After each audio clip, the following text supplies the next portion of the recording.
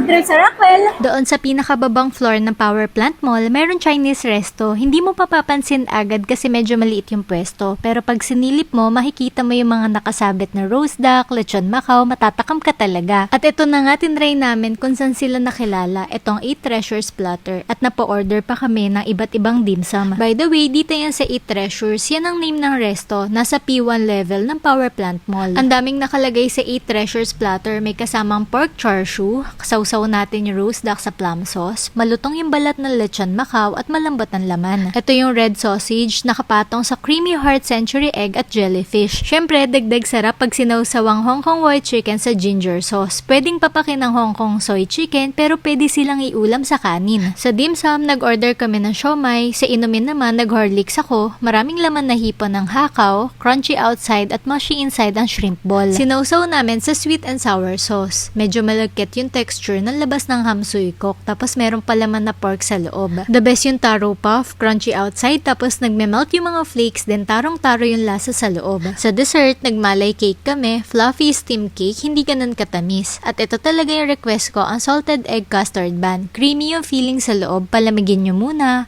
kasi mapapasok kayo sa palaman. Tinikman ko din ng Hong Kong milk tea. Yung mga price ay nasa comment section. Happy tummy everyone!